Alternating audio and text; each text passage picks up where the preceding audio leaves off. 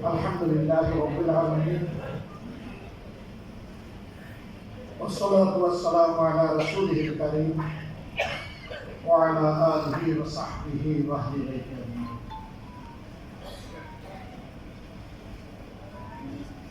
বাংলাদেশ জামাত ইসলামের উদ্যোগে আয়োজিত আজকের এই সাংবাদিক সম্মেলনে উপস্থিত বাংলাদেশ জামাত ইসলামের সম্মানিত কেন্দ্রীয় নেতৃবৃন্দ, শহীদ পরিবারের গর্বিত সদস্যবৃন্দ, বিজ্ঞ আইনজীবীবৃন্দ, যে রায়কে কেন্দ্র করে আজকে আমাদের এই আয়োজন, আমাদের প্রিয় নেতা, প্রিয় ভাই, মজলুম জননেতা জনাব এটিএম আজহারুল ইসলামের সুযোগ্য সন্তান সুমন আজহার, সাংবাদিক বন্ধুগণ, সুধীমণ্ডলী, আমি আল্লাহ রাব্বুল আলামিনের অসংখ্য অসংখ্য শুকরিয়া আদায় করছি যে রাব্বুল আলামিন দীর্ঘদিন ধরে আমরা এমন একটি সুবিচারপূর্ণ রায়ের জন্য অপেক্ষা করছিলাম, সেই রায় দিয়ে আজকে আমাদেরকে আরো বেশি কৃতজ্ঞ এবং অলঙ্কৃত করেছেন। সেই মহান রবের দরবারে হৃদয়ের গভীর থেকে শুকরিয়া আদায় করছি।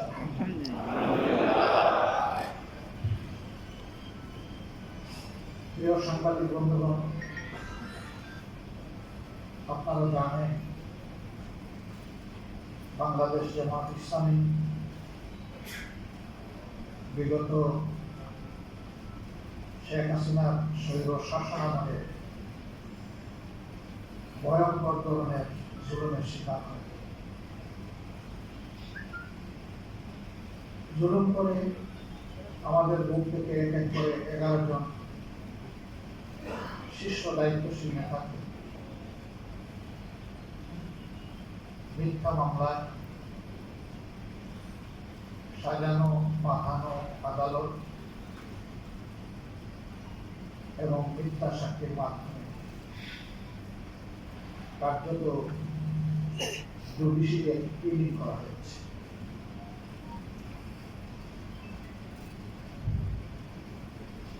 যে জায়গায় বসে আজকে আমি কথা বলছি, দীর্ঘদিন আপনারা এমন একটি অবস্থানে যাদেরকে বসতে দেখেছেন, যাদের মুখের কথা শুনেছেন, কার্যত তাদের একজন ছাড়া দুনিয়া থেকে সবাইকে নির্মমভাবে বিদায় করে দেওয়া হয়েছে। আমি সেই সমস্ত পরম শ্রদ্ধেয় নেতৃবৃন্দ এবং তাদের যে সমস্ত সহকর্মীদেরকে অন্যায় প্রতিবাদ করা নির্মমভাবে খুন করা হয়েছে, মহান রবের দরবারে কাতর করতে তাদের জন্য আমি শাহাদাতের সর্বোচ্চ দরজা আমি কামনা করছি। তার পাশাপাশি শাসন আমলে বিভিন্ন রাজনৈতিক ধর্মীয় সংগঠনের, সামাজিক সংগঠনের, মিডিয়ার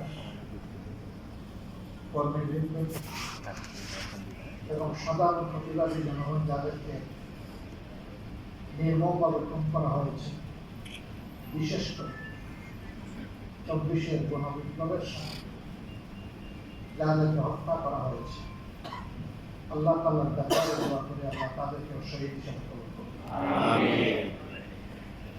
এই সকল শহীদ পরিবারের সম্মানিত সদস্যবৃন্দের প্রতি আমাদের সীমাহীন ভালোবাসা, শ্রদ্ধা এবং কৃতজ্ঞতা। মহান রবের দরবারে দোয়া করি তিনি যেন তাদেরকে এর উত্তম বদলা দুনিয়া এবং আখিরাত দুই জায়গায় দান এবং শহীদদের সাথে আল্লাহ তাআলা তাদেরকেও যেন পরম মায়ার ঠিকানা জান্নাতের জন্য কবুল করেন। আমরা যারা তাদের দায়িত্ব কাজে নিয়ে আমাদের যোগ্যতার সীমাহীন ঘাটতি থাকা সত্ত্বেও এগিয়ে চলার চেষ্টা করছি। আল্লাহ তাআলা তার কুদরতি হাত দিয়ে এই জাতি এবং দিনের খেদমতের জন্য আমাদেরকে কবুল করুন। আমিন। আপনারা জেনেছেন ইতিমধ্যেই আজকে বাংলাদেশের সর্বোচ্চ আদালতে সুপ্রিম কোর্টের পূর্ণাঙ্গ বেঞ্চ আমাদের রিভিউ আবেদন শুনানির পর তার রায় আজকে ঘোষণা করেছে।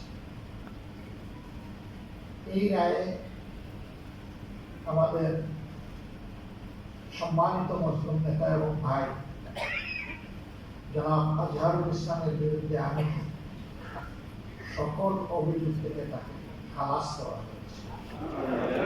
আলহামদুলিল্লাহ রাব্বিল আলামিন। আজ বড় মনে করি জাতির এই সংকট মুহূর্তে কঠিন বাক্যে আমাদের মাথার তাজ এই সমস্ত নেতৃবৃন্দ যদি বেঁচে থাকতেন,